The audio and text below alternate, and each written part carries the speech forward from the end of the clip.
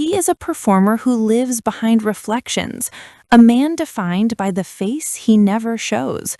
A single, unavoidable test folds ceremony into reckoning, and the choice becomes inevitable. Identity stretched against an impossible surface, asking for an answer only the brave will speak. Stage polish meets private terror, the glossy performance and the raw fear reflected back at once. One reflection, one choice to carry the fear or to hide it forever. From the true mirror, witness what the glass insists cannot be ignored. Part 1. The Call and the Journey. The stale smell of reheated coffee and desperation was the official perfume of Leo's Tuesday morning. He sat at his small, wobbly kitchen table, the pages of a script spread before him like a tarot reading promising doom and glory in equal measure. He had been up since 5, the words of King Alistair echoing in his head, a phantom monarch pacing the cramped confines of his one-bedroom apartment.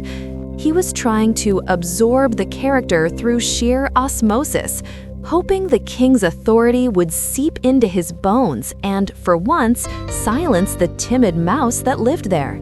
He took a sip of coffee, grimaced, and stood to practice again.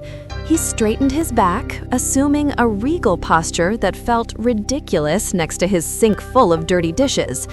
"The crown is not a gift," he began, his resonant baritone filling the small space. "It is a duty, a burden, and I shall not see it fall." His reflection in the dark screen of his microwave was a distorted, convex caricature. Even as a warped blob, it looked uncertain. He hated it. He hated all of them. The smudged bathroom mirror he now kept perpetually covered with a towel, the dark windows of the subway that threw his sad-eyed face back at him, the polished surface of his own phone. Each was a portal to a truth he spent every waking moment trying to deny. The phone rang, its shrill buzz cutting through the royal decree. The screen lit up with a name that made his heart simultaneously leap and plummet. Chloe, agent. He stared at it for 2 full rings, his hand trembling slightly as he reached for it. This was either the call that would grant him a stay of execution or the one that would send him back to auditioning for non-speaking roles in pharmaceutical ads. "Chloe, hi," he said, his voice coming out a little too breathless. He tried to inject a note of calm confidence, the voice of an actor who had plenty of other prospects. "Leo, darling, do not tell me you are still in your pajamas," his agent's voice chirped, a firecracker of professional optimism. "I have news, and you are going to want to sit down or stand up or possibly levitate. I don't know your life." "I'm up. I'm working," he said, the lie tasting thin. He was working himself into a panic. "Good, because you've got work to do. They want you. The callback, Leo, for Alistair. Final round. You and a handful of others. It's next Tuesday." The floor seemed to tilt beneath him. It was a dizzying, terrifying sensation, a volatile cocktail of pure elation and gut-wrenching dread. "The final callback?" he repeated, his voice a whisper. "Are you serious?" This was it, the role that could change everything. A leading man in a major production, with a real script, a real character. The dream he'd been chasing through years of playing concerned father number 2 and man who discovers stain-resistant carpet. "As serious as a tax audit," Chloe said. "Now listen up, the details are important. First, the director is Priscilla Jackman." Leo's stomach clenched as if preparing for a punch. Jackman was a legend, a theatrical titan whose biography, The Honest Stage, was required reading in drama schools. She was known for her almost supernatural ability to strip actors down to their very core. She didn't just direct plays, she performed open-heart surgery on them, exposing the truth of a text and the soul of a performer, whether they liked it or not. And, Chloe continued, her voice dropping conspiratorially, she's holding the callback at the Majestic, on the main stage. Leo squeezed his eyes shut, leaning against his kitchen counter for support. The Majestic Theater. He had seen his first play there, sitting in the nosebleeds, a wide-eyed 14-year-old so utterly mesmerized he'd forgotten to breathe. The thought of performing on that sacred stage was intoxicating. And then he remembered the stage floor, the famous jet-black, polished obsidian floor, a perfect dark mirror. Oh, and one more thing, Chloe added, a final twist of the knife. Her assistant said to be prepared for some unconventional work. Priscilla likes to use the upstairs rehearsal rooms for part of the process. Leo knew those rooms. He'd been in one for a group audition years ago. They were beautiful, historic spaces with soaring ceilings and walls of mirrors. Leo, you still there, darling? This is good news, champagne news, or at least decent Prosecco news. Yes, Leo managed, his voice strained. It's great news, Chloe. Thank you.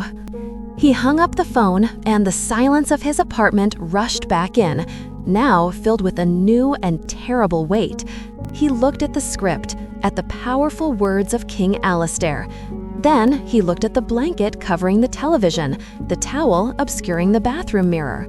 His entire life was a carefully curated system of avoidance, and he was about to walk into an arena designed by a master truth-teller, an arena with no place to hide. The following Tuesday, the journey to the theater was its own special kind of torture. The subway car was a rolling hall of mirrors.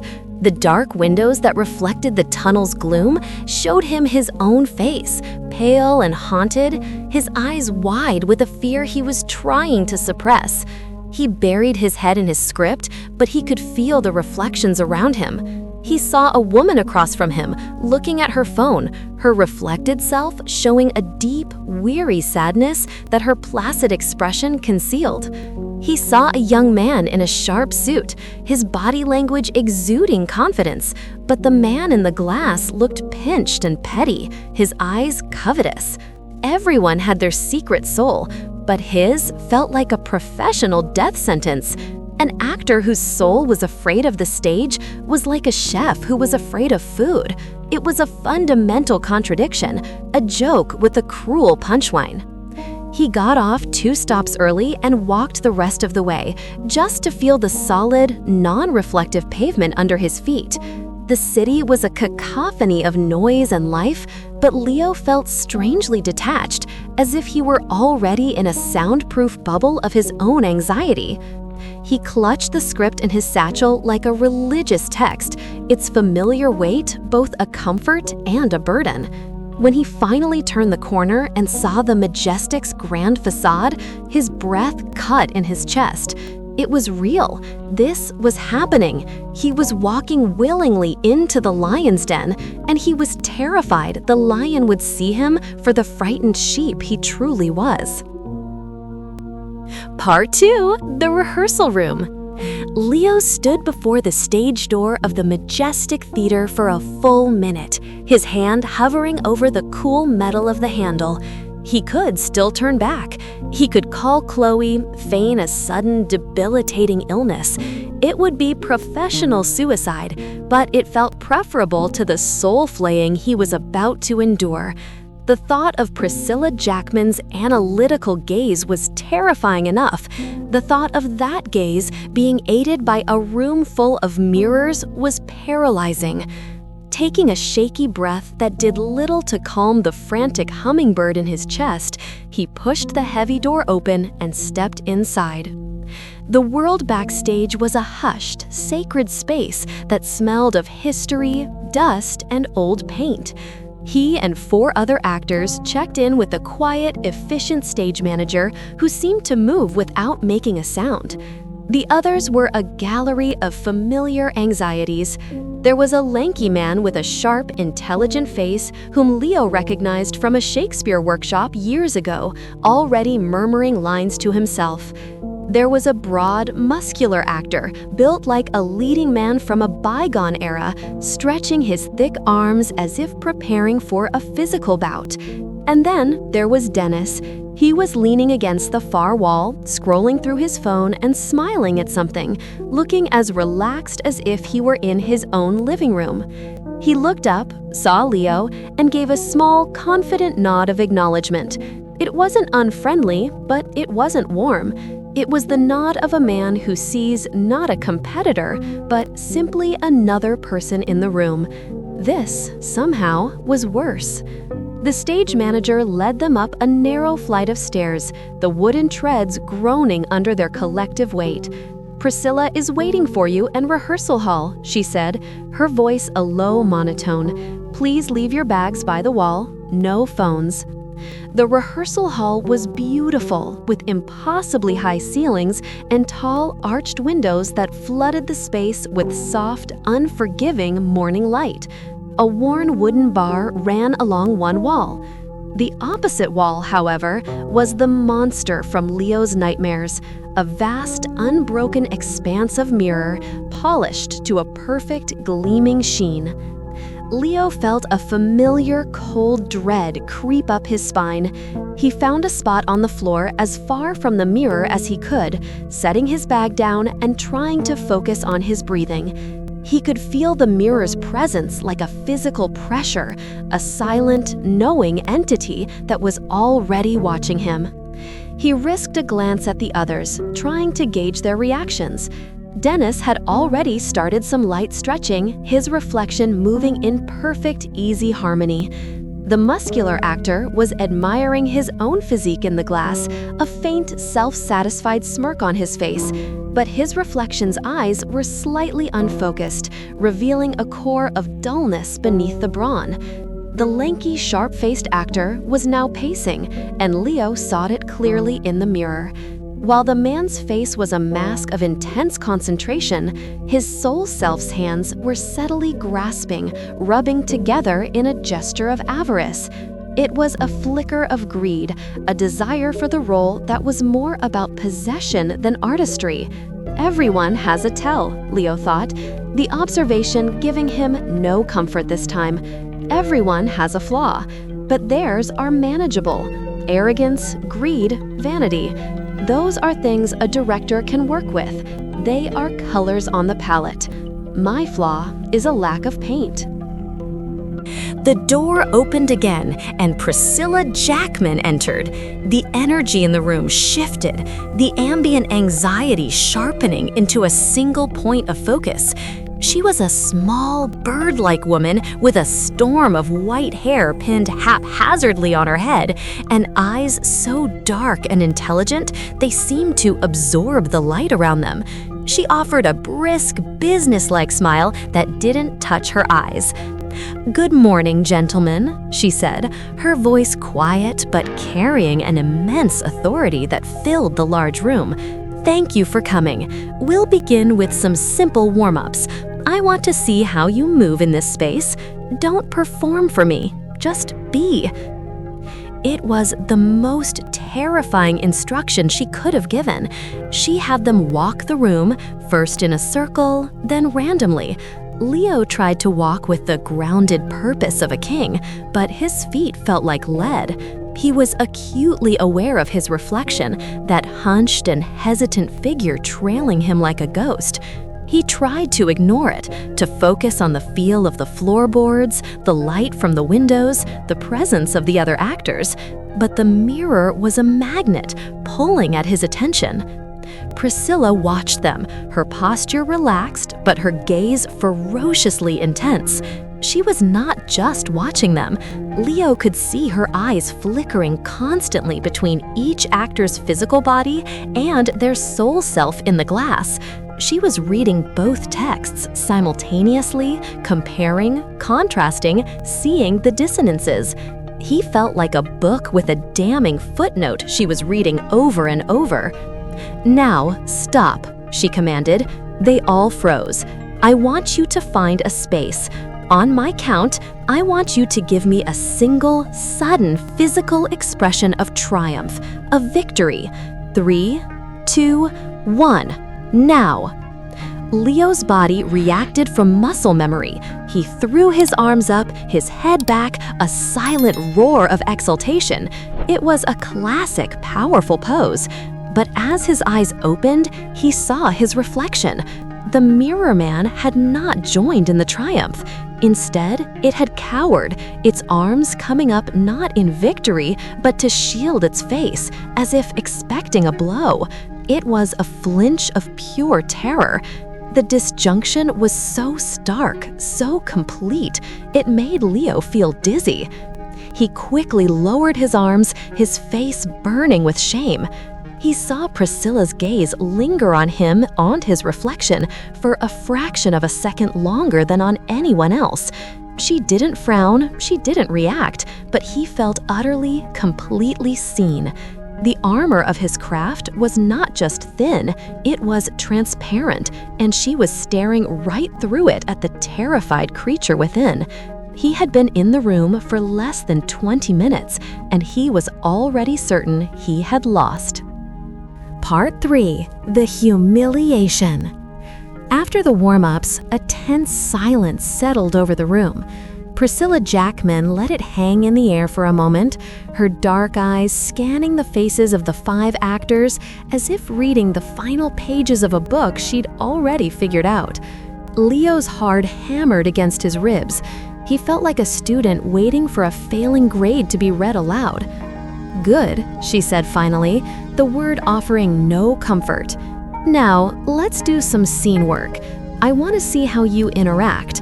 I want to see if you listen not just with your ears, but with your instincts." She consulted a small notebook. "Leo, Dennis, you're up first." Leo's blood ran cold. Of course, the alpha and the omega, the confident man and his terrified shadow. She was deliberately creating the starkest possible contrast. This wasn't just an audition, it was an experiment, and he was the control group for failure. "You'll do scene 7, Priscilla instructed, gesturing to the center of the room. The confrontation in the throne room. A king at the height of his power and a cousin who dares to challenge him. But I want you to perform it facing the mirror. I'll be behind you. I want to see what the king sees when he looks at his traitorous cousin. I want to see the conversation your souls are having, not just your mouths." It was a nightmare made manifest, a command performance for an audience of his own insecurities. Leo walked to his spot, his feet feeling like they were dragging through wet cement. His back was to the director, but he could feel her presence, her analytical gaze, as keenly as a blast of cold air. He looked forward and saw his own anxious face staring back from the glass, flanked by Dennis's cool, ready expression. In the mirror, he could see Priscilla Jackman take a seat in a simple wooden chair behind them, a silent observer to his execution. "Whenever you're ready," she said. For a moment, Leo couldn't breathe. He tried to summon the king, to find the core of iron will that the script demanded, but all he could feel was the frantic thrumming of his own pulse. Dennis, sensing his hesitation, gave him a small, almost imperceptible nod in the reflection, a silent "you first." It was a professional courtesy, but it felt like a nudge toward the cliff's edge. Leo took a breath and began. "You dare to lecture me on governance?" The line was meant to be cold, dismissive. It came out tight, strained. Dennis responded, his voice smooth and laced with a confident insolence that was perfect for the treacherous cousin. "I dare to speak the truth, Alistair, a concept you seem to have forgotten. You call me a traitor? I have only ever done what is best for this kingdom." The scene was now in motion, a train he couldn't stop. Leo summoned all his training, focusing on the character's righteous fury. "What is best?" he roared, his voice finally finding its power, shaking the room. "You conspire with my enemies. You sow dissent among my people. You would see this kingdom burn to rule over its ashes." The words were powerful. He felt the vibration in his chest, the heat of the king's rage in his throat. But the reflection showed a different story. The man in the mirror was shouting, yes, but his eyes were not filled with fury. They were wide, with a desperate, pleading quality, the eyes of a man trying to convince himself as much as his opponent. Next to Dennis's cool, unflappable reflection, Leo's looked pathetic, unhinged. They came to the crucial moment of the scene, the cousin's killing blow. Dennis took a deliberate step forward, invading Leo's space, his voice dropping to a venomous whisper that was more powerful than any shout. "You are not the king you think you are, Alistair. You are a frightened little boy wearing your father's crown, and everyone knows it." Leo was supposed to hold his ground, to absorb this insult with the immovable strength of a mountain. His body, the actor's instrument, obeyed. He did not flinch, he did not move a muscle. But in the mirror, his soul self did. The reflection recoiled as if it had been physically struck. Its shoulders hunched violently, its hands flew up in a defensive gesture, its face contorting in a silent wince of pure, unadulterated pain. It was a complete and utter betrayal by a part of himself he couldn't control. He saw Dennis's eyes catch the movement in the glass. The other actor's focus broke for a split second, and a look of genuine, unrehearsed pity flashed across his face before he expertly masked it. It was worse than scorn. It was the look of a doctor seeing a terminal diagnosis. And then Leo's eyes flickered to Priscilla Jackman's reflection. Her expression didn't change, but her hand, the one holding a pen, moved. She made a small, decisive tick on the notepad in her lap. It felt like a guillotine falling. That single, tiny mark was the end of his career, the physical manifestation of his failure. It said, "Lacks fortitude, insecure, not a king." He stumbled through the rest of the scene, his voice a hollow echo of the king's power. He was an automaton, reciting lines while his spirit lay bleeding on the floor. When they finished, the silence in the room was deafening, broken only by the sound of his own ragged breathing. "Thank you," Priscilla said, her tone level and unreadable. She made another note. Leo felt 100 eyes on him, real and reflected. He retreated to the side of the room, his skin feeling hot with shame, and leaned against the wall, trying to become invisible.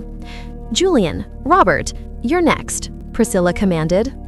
The lanky actor, Julian, and his partner, a nondescript man Leo didn't know, took their places. Julian's King Alistair was sharp, intelligent, and dripping with condescension. He was a cerebral monarch, his words precise and cutting. But as the scene progressed, Leo watched Julian's reflection. The grasping hands he had noticed earlier were now a dominant feature. The king's soul self looked greedy, its eyes narrow and possessive. When his partner spoke of the kingdom, the reflection's eyes didn't look at the other man, but darted around the room as if counting its treasures. It wasn't a king fighting for his people. It was a dragon guarding its hoard. It was a fascinating, cohesive performance of a flawed ruler. Leo caught Dennis's eye in the mirror. Dennis gave a slight, appreciative nod, acknowledging the strength of the choice. Julian had a flaw, but he had made it part of his king. Next were the final two actors. The muscular man, whose name was Mark, stepped forward. His Alistair was all physical presence and booming threats, a warrior king who ruled by intimidation. His performance was loud and powerful. Yet his reflection told another story. The reflected king was not powerful.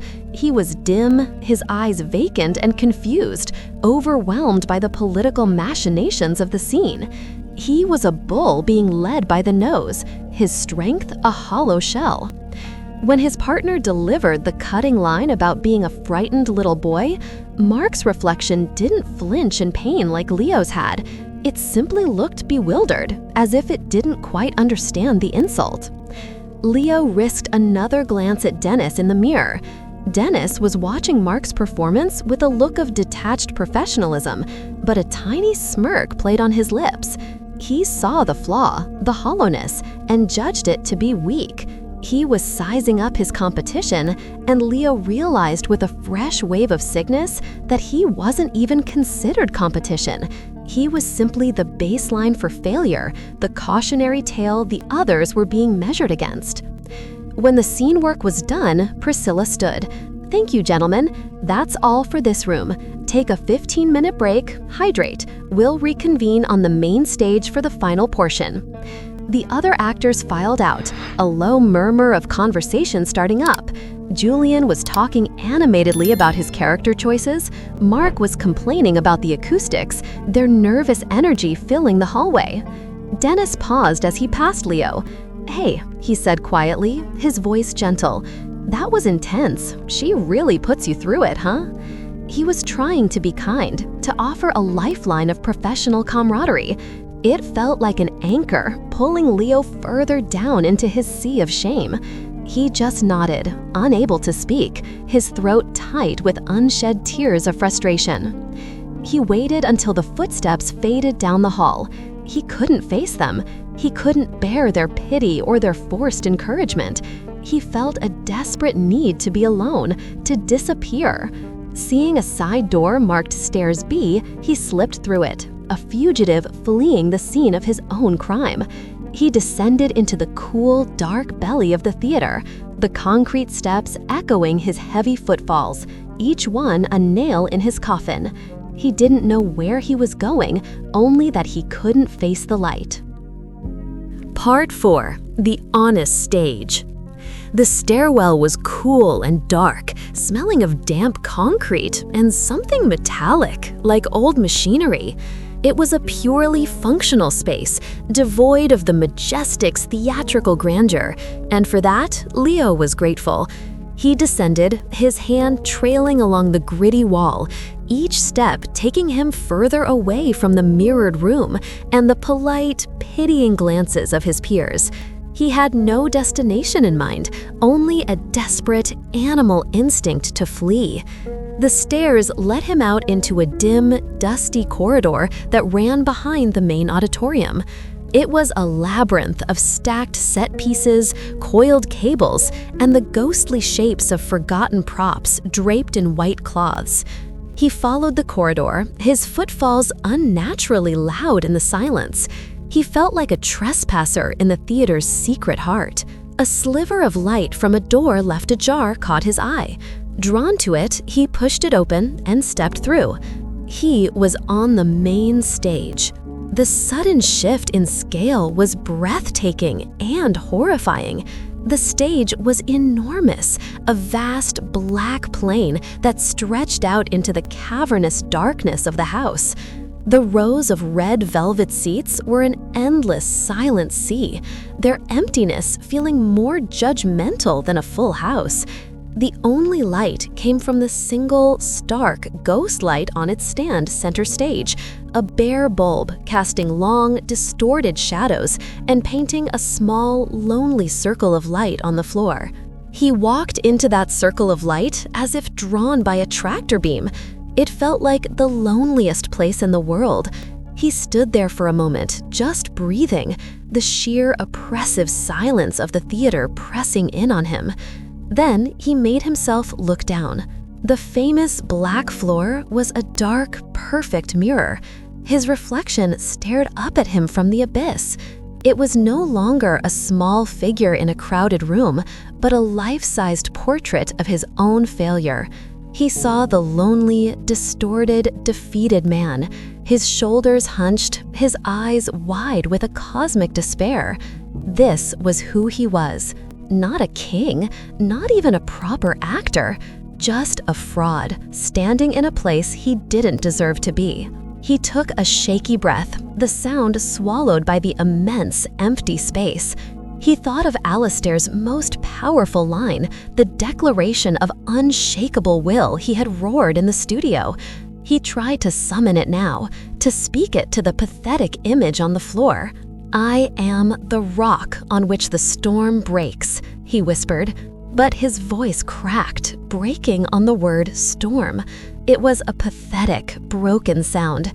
The man in the floor didn't respond. He just looked broken. Leo heard the distant murmur of the other actors returning, their voices echoing as they came up from the green room. It was time for the final act of his humiliation. He straightened up, his movements stiff and weary, and walked back towards the faint light spilling from the wings, feeling like a condemned man walking to his own execution. Priscilla Jackman was standing center stage, the other 4 actors assembled in a loose semicircle around her. She looked up as Leo joined them, her dark eyes giving nothing away. "Welcome to the Majestic," she said, her quiet voice commanding the space. "For your final audition, we will dispense with the script." A ripple of surprise went through the group. Leo's heart, which he thought couldn't sink any lower, found a new depth. Without the armor of the playwright's words, he was utterly defenseless. "I have heard you speak the lines," Priscilla continued. "I have seen you act. That is a craft. But I am not looking for craft. I am looking for truth. I am looking for the soul of the king." She gestured to the back of the deep stage. "You will each start back there, in the darkness. I want you to walk from there to this mark here." She pointed to a small chalk mark on the floor. "The king is facing his greatest moment of crisis. His armies are losing, his allies have betrayed him, his kingdom may fall by morning.